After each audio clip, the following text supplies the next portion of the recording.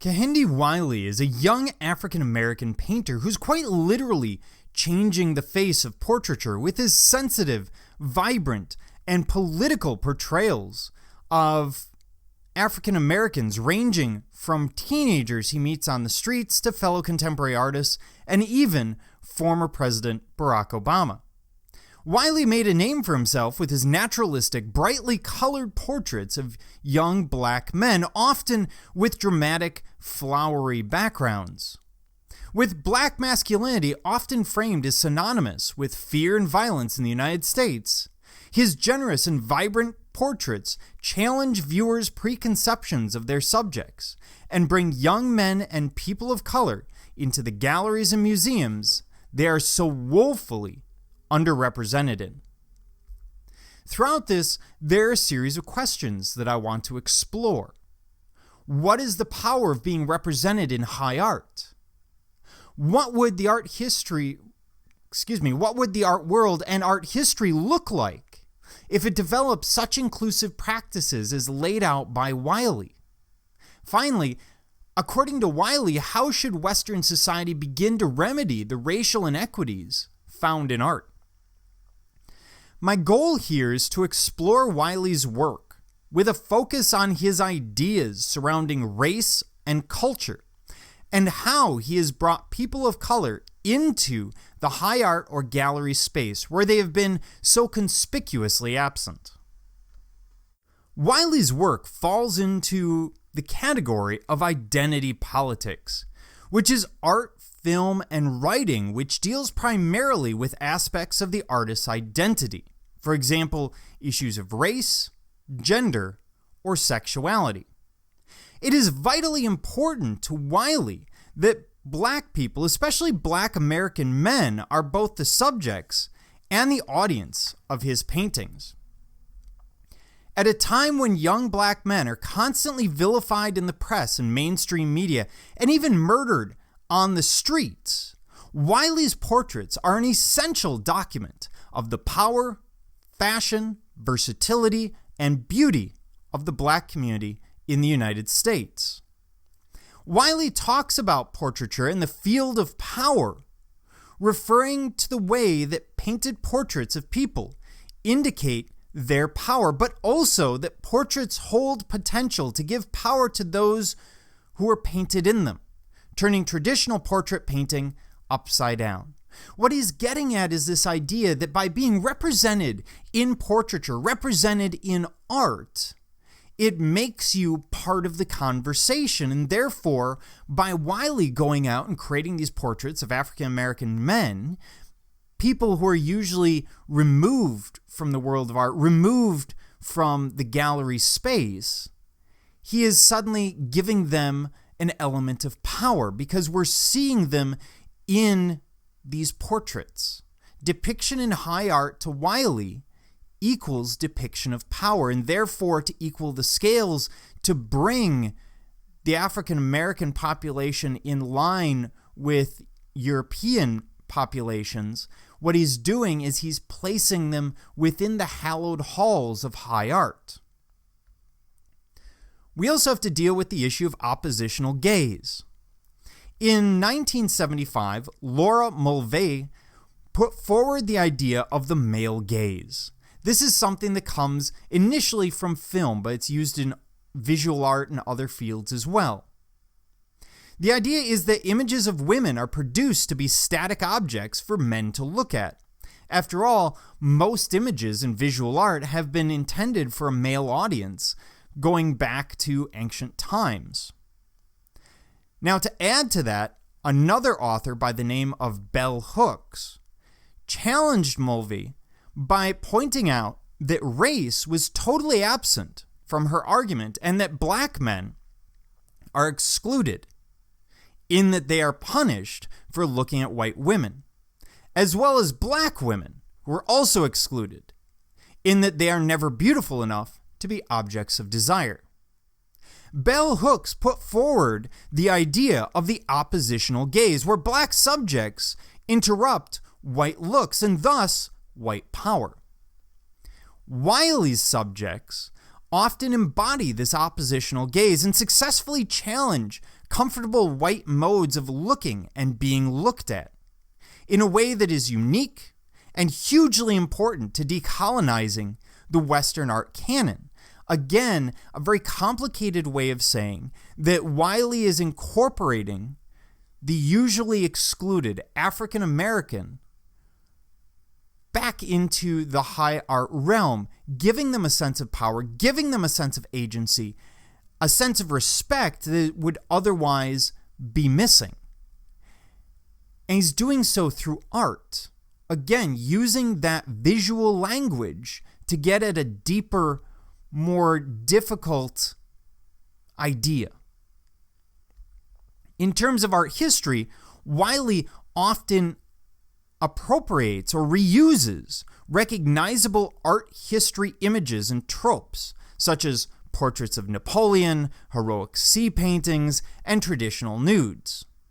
He does this as a way to critique art historical norms, the way we almost only see white people painted by other white people when we look at paintings. He's critiquing this by changing the image, by changing the sitter and the race of the sitter. And to use pre-existing tools to elevate African Americans to the important positions inhabited by these white people of art history. So this important juxtaposition by using art history as a source. So he's copying the composition of these historical elements. He's then placing the African American in those positions, again, trying to bring equality to the hallowed halls of the gallery and museum space. As a black man, it is important for Wiley to reposition black male bodies as objects of desire, eroticism, and vulnerability, as opposed to fear, strength, and violence. His use of flowers and camp playful portraits are all important contributions to what queer black art can look like in America, and the importance of blackness to queerness and vice versa. So what he's trying to do is play with those ideas. What is African American masculinity? What should it mean?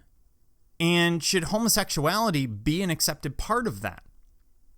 Can we look at the African American body as one of eroticism and vulnerability, or do we have to look at it in terms of violence? So he's constantly getting the viewer to question things. Which brings us to his first work. Well, not his first work, but the first we're looking at.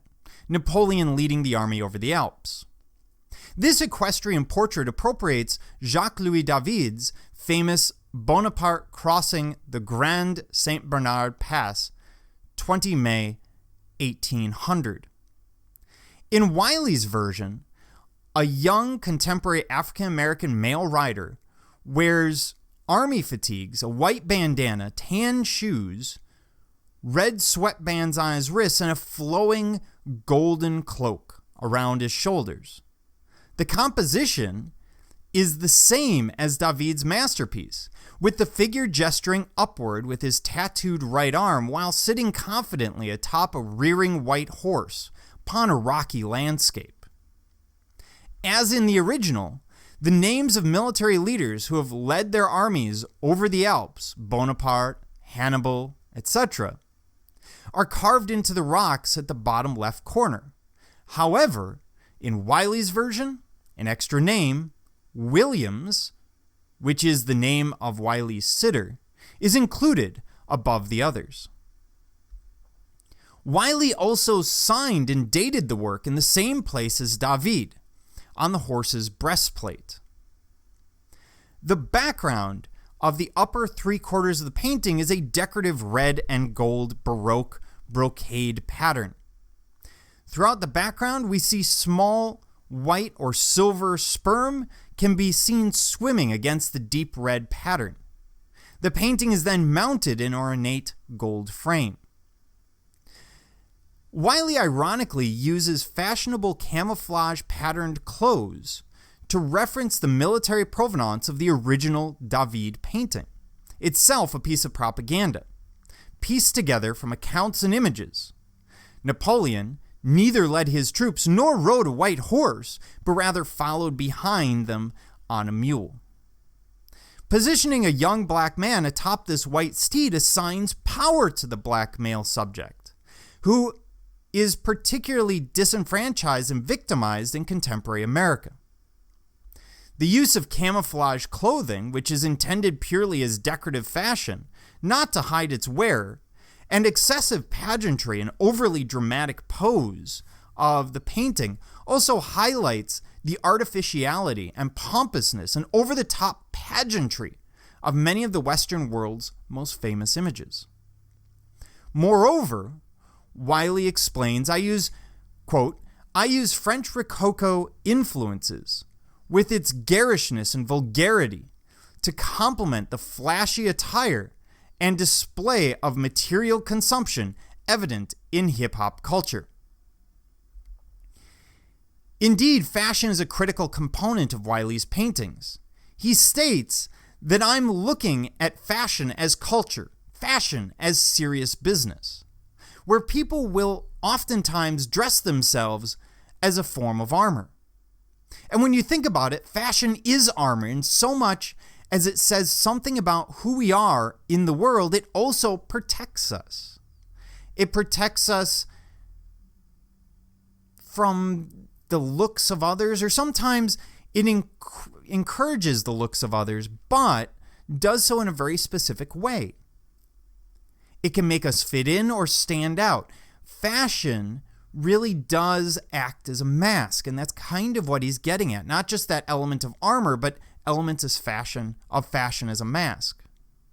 Quote, my work tries to concentrate on fashion as a conceptual color. It's yet another color in my palette to tell a story. End quote. The inclusion of sperm in the background is Wiley's way of referencing masculinity, highlighting black masculinity and also poking fun at the excessive, over-the-top, heroic, heterosexual masculinity evoked by historical equestrian portraiture. Wiley notes, quote, equestrian portraiture became such a phenomenon because it represents a man's dominance over nature and by extension over women. This type of equestrian portraiture was about men wishing to be portrayed as sexual and military heroes, conquering the beast between their legs as gods, something Wiley sees as, quote, beautiful and strangely psychologically vulnerable, but also complete bullshit, in its affirmation of white heterosexual male dominance. In order to give his portrait the same sense of scale as its historical counterpart, Wiley used Photoshop to make the horse appear smaller and the human figure appear larger. Now, this is not a new idea. This is an idea we've seen from the Romans with the equestrian statue of Marcus Aurelius, or from the medieval with the equestrian statue of Charlemagne. We always have this idea of shrinking the horse and focusing on the man on its back. But for Wiley, he refers to the resulting effect as hyper-heroic. The sheer scale of the canvas, comparable to old master paintings, is intended to contend with you in physical space. This is a massive canvas. This is a figure painted nearly in life size, and the overall scale of it would give it a sense of grandeur, something that we're not used to when looking at images of young African American men. He understands the museum as a type of stage and aims to use his work to both embrace and emulate, yet also criticize museum culture. He says, quote, my job as an artist is simply to ask who deserves to be on the great museum walls. And this is really a second element of what Wiley's doing. He's not just asking us to think about who belongs on those walls and why they belong there and the issues of power that go with it. What he's doing is asking people to come in. Now think about it this way. If I'm an African American coming into an art gallery or a museum, how many images of myself will I see? Well, not a lot. And so what Wiley's doing is trying to open up those spaces to African Americans and to people of color, inviting them in by giving them images of themselves, something to relate to. I mean, imagine if you walked into a gallery and all you saw were images of dogs. Dogs are cute, but you're not going to feel related to. You're kind of running into the same issue where if you don't see representations of yourself, you're going to feel alienated. Wiley is trying to fight back against that. Not just the power structures that go with portraiture and the power structures that go with equestrian portraiture and generals and such, but he's also trying to get at that idea of who should feel comfortable in these spaces. He's democratizing the space. He's doing something very similar to Banksy when he starts displaying his work and opening gallery shows in non-traditional spaces in neighborhoods that would never normally have any kind of art show or gallery show to speak of. Perhaps most famously, Wiley creates the portrait of Barack Obama. In October of 2017, Wiley was selected by former U.S. President Barack Obama to paint his official portrait to appear in the Smithsonian's National Portrait Gallery American Presidents exhibition. The painting was unveiled on February 12, 2018, and depicts President Barack Obama sitting in a wooden chair, which appears to float among blue-green foliage, interspersed with chrysanthemums, jasmine, and African blue lilies.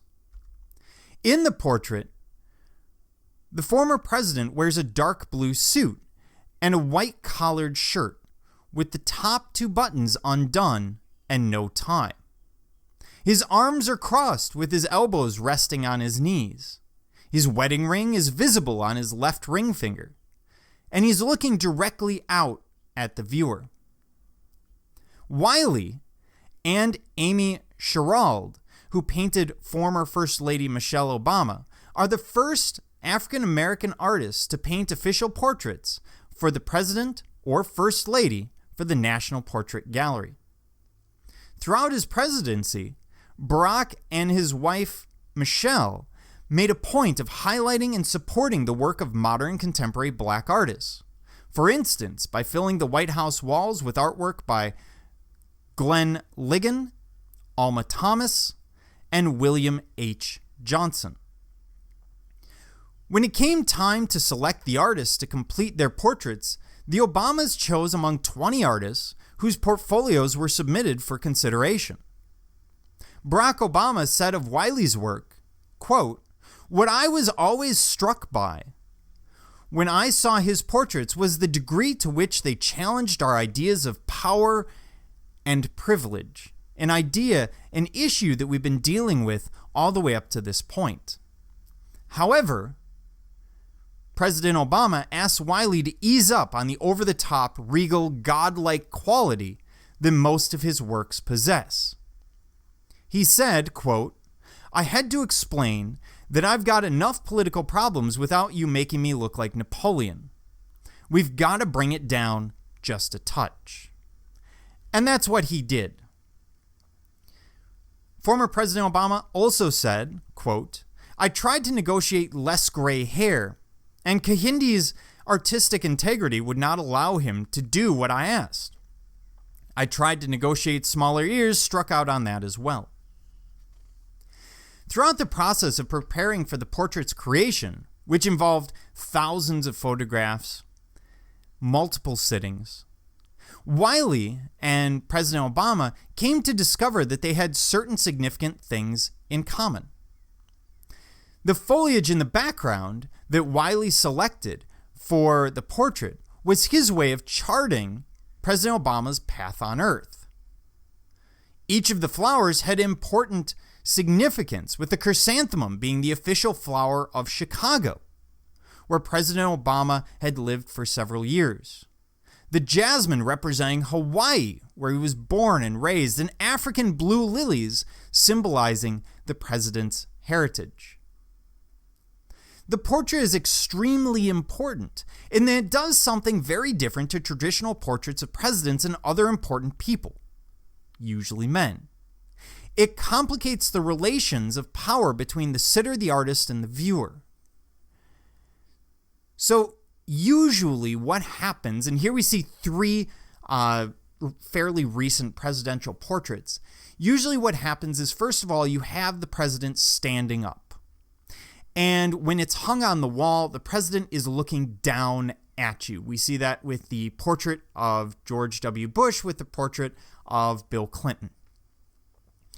That gives a sense of power, a power to this person. It doesn't matter whether they're wearing a coat and tie, the coat is undone, how formal or informal it looks. Simply by putting it in that position, you put the figure in a position of power. In the portrait of Barack Obama, he's seated. He's at our level. Now, even when it's hung, I understand that he's seated, and obviously it's not hung sitting on the ground, so he's slightly elevated, but his eye level is roughly our eye level. So he's looking directly at us. He's giving us a sense of direct gaze, almost putting himself on our level. The arms crossed, that's not a power position. That's a very humble position to be in. He's not wearing a tie, even though he has the coat on. The light blue shirt is a symbol of honesty. It's a power color. It's one of those things that you pick up in business, politics, or elsewhere. And you'll notice the setting is not one of power either. He's not in the Oval Office. He's not in an identifiable place. Instead, he's in front of these flowers, this foliage that seems to complicate the background. We can't tell what's 2- and 3-dimensional because, after all, it keeps jumping over the surface. What do I mean? Well, look at how the foliage crosses in front. Here's one example, in front of the chair. Sometimes in the background that makes sense, but sometimes also in the foreground, making us question what's 2-dimensional and what's 3-dimensional. In fact, the closest thing to Barack Obama's portrait in terms of fairly modern portraiture and coming up with new ideas would be the portrait of JFK, where he's actually looking down, he's quiet, he's solemn, and this had further intrinsic power simply because he had been assassinated, and therefore we get a different sense about JFK. So we have this very humble image of Barack Obama. He honestly looks like he could be any other person. There's none of the pomp and circumstance of the presidency. There's no Oval Office. There's no pin on the lapel, the little American flag pin, which has become a symbol of politics since 9/11. There's no great background. He's not even standing. And this is what makes this piece so unique. The surreal kitsch flowers enveloping Obama's chair give the painting and the president a life that is notoriously absent from official paintings of dignitaries. This is just a different image. Wiley is not trying to necessarily say, well, look, Barack Obama is so different as a president, but artistically, he's bringing in his style and his ideas. And Barack Obama, for his part, is trying to show a certain sense of modesty rather than a sense of power. These things come together to create a particularly unique presidential portrait in the history of American presidential portraiture. Ship of Fools is a unique image, both for Wiley and for really the larger canon of art history. Here we see an African-American depiction of migration, as well as a seascape, something that we don't usually associate with African-American artists. In this painting, we see 4 young black men shown on a dilapidated rowboat in the midst of a wild, choppy sea. The dark black and orange sky indicates that a storm is on its way. In the center of the boat stands a single tree with green leaves. One of the men stands shirtless in blue jeans with one hand on his hip and the other holding up an oar. Two of the men are seated on either side of him, apparently talking or either yelling or laughing. A fourth stands at the back of the boat with his back towards the viewer, looking out at the rough waters. This painting is part of Wiley's collection known as In Search of the Miraculous, which is a series of 9 paintings inspired by the seascapes of J.M.W. Turner, Winslow Homer, and Hieronymus Bosch.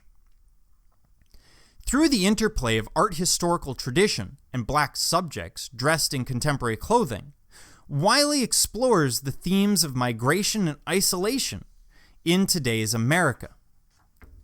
He says that the show is, quote, definitely a departure from what I've done in the past. I'm looking at the history of maritime painting, so water is one of the key figures in the work.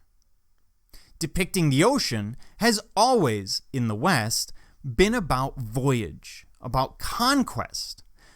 But this show is also about migration, madness, and displacement. In a sense, it's about America and where she is right now. He recognizes water as a powerful symbol, both for himself and for America's racial minorities more broadly. In this painting, the tree that travels with the 4 men can be understood as a symbol of life and heritage, representing the way that displaced peoples are forced to carry their culture with them to new lands. Wiley asks us to reconsider heroic paintings of the sea as sites for white explorers, heroes, and colonizers, and to refigure the ocean as a site of trauma, both historically, as in the Atlantic slave trade, but in contemporary immigration crises as well, caused by countless horrific deaths of people of color as refugees at sea. And we've seen this. We saw this from Banksy at Calais. We saw this from Ai Weiwei with the Law of the Journey. And we see this here with Ship of Fools. Ultimately, they're all looking at these different immigration crises and the problems that come with it. We try to imagine immigration as this wonderful thing, people getting away from a bad circumstance and starting a new life. After all, that's the base of American ideology and American identity. But yet, you'll notice when we look at that identity that it's very specific. We don't talk about the slave trade in terms of immigration. We talk about it in completely separate terms, as if that immigration isn't quite right. We don't talk about immigration across the southern border. We don't talk about migrations of people from North Africa into Europe or from the Middle East into the United States. These things happen all the time, and yet we don't put it in those terms. We don't look at immigration and migration as an issue for people of color, and that's why Wiley is looking at this piece. It makes us reconsider the role of the ocean, the role of migration, bringing that heritage into a new world, not having a specific place necessarily in that new world. You'll notice that these people are isolated on a boat. They're within their own community. They're not being drawn into the larger American identity that we're always told migrants draw themselves into. We're told after so many generations, you're simply American. Well, that's true for some people. And Wiley is trying to get at that, get at these deeper issues. This is known as a slow burn painting, one that you stand in front of and you draw ideas out of as you look at it longer and longer. Rumor of War is Wiley's monumental bronze sculpture. This is the artist's direct response to the ubiquitous Confederate sculptures that populate the United States, particularly in the South. Sitting astride a massive horse in a striking pose, Wiley's young African-American subject is dressed in urban streetwear. Wiley states, quote, The inspiration for rumors of war, is an engagement with violence. Art and violence have for an eternity held a strong narrative grip with each other. We see so many pieces of art that will depict acts of violence.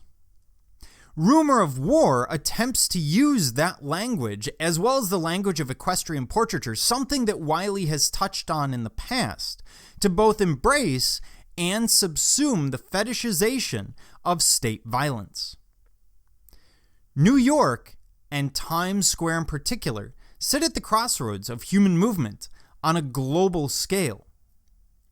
To have rumors of war presented in such a context lays bare the scope and scale of the project in its conceit to expose the beautiful and terrible potentiality of art to sculpt the language of domination. Now, this piece will be first shown in Times Square before being later moved to Richmond, Virginia. Standing as a statue to the violence afflicted against bodies every day, Wiley's work presents a powerful visual repositioning of young black men in our public consciousness, while directly engaging the national conversation around controversial monuments and their role in perpetuating incomplete narratives on contemporary inequalities. In recent years, the discourse and actions around these monuments have included efforts to better contextualize them and have resulted in both the addition and removal of monuments in more than 30 states and New York City.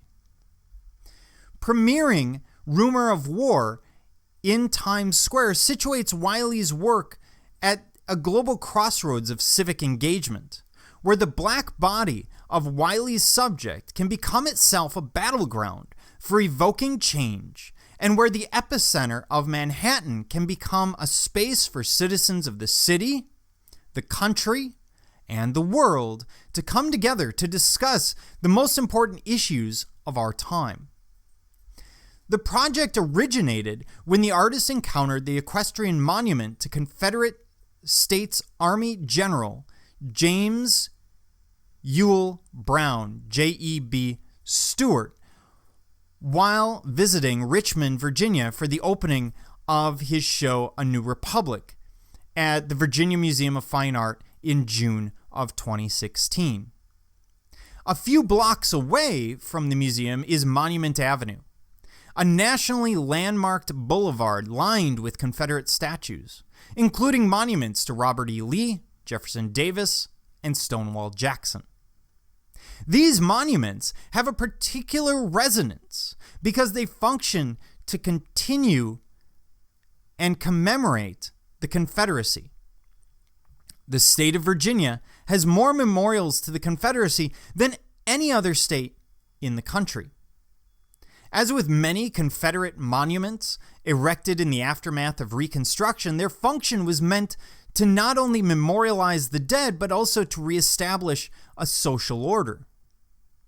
They also account for the relatively few monuments that recognize women and people of color, making the Virginia Museum of Fine Art a powerful place to cite Wiley's historic work. Once this work is done in New York, it moves to Virginia and will be at this site, so close to Monument Avenue in Richmond. And that's going to make it that much more powerful. He's creating a juxtaposition, and he's dealing with a lot of very nuanced ideas here. So when we look at Rumor of War, we've gotten into some of these issues just with his Napoleon crossing the Alps. We've got the equestrian statue, we've got the sense of sort of eroticized heroicism, we've got everything that's going on, and so commonly goes on with these works, with these equestrian works. It has us questioning who this person is. Are they a general? And if it's not a general, why is he on a horse? It brings to mind all of those issues of the Confederate statues and what is and isn't appropriate to depict. and trying to get at that idea of why the Confederate statue was put up in the first place. Because when you look at something like this, one of the first questions you have to ask is, why did the artist create it? In this case, Wiley creates it to start to deal with some of those issues with the discourse around those Confederate monuments, their purpose and meaning in modern life. In conclusion, I had those 3 questions that I wanted to answer throughout the presentation. First, what is the power of being represented in high art? Well, the traditional canon of high art looks something like this. From an African American or Black perspective, you don't see yourself represented. And if you're saying, but they do in the lower left, well, that's the gleaners, and there's a very specific function there, which is that Blacks in France at the time of this being painted would have been amongst the poorest of the poor. So again, they're seeing a very specific role within the society reflected within art. This is the power of being represented.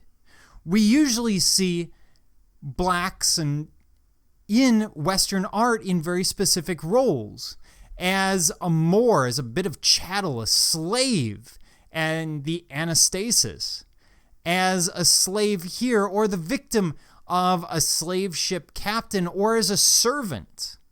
They have very specific roles, and whether this is taken consciously or subconsciously, it's going to have an impact on the viewer. Not just the white or Caucasian viewer looking at the piece, assigning roles within a society, but also to the Black viewer who's seeing their role depicted within art. That's the power of being represented in high art. What would art history or the art world look like if it developed inclusive practices as laid out by Wiley? Well, we would see a more inclusive art world. We would see an art world that would be more representative of our actual society. Right now, the vast majority of high art, both looked at in the canon of art history, especially Western art history, and seen in the general art world today, in the galleries and museums of today, represents a very specific view, a very Eurocentric view of the world.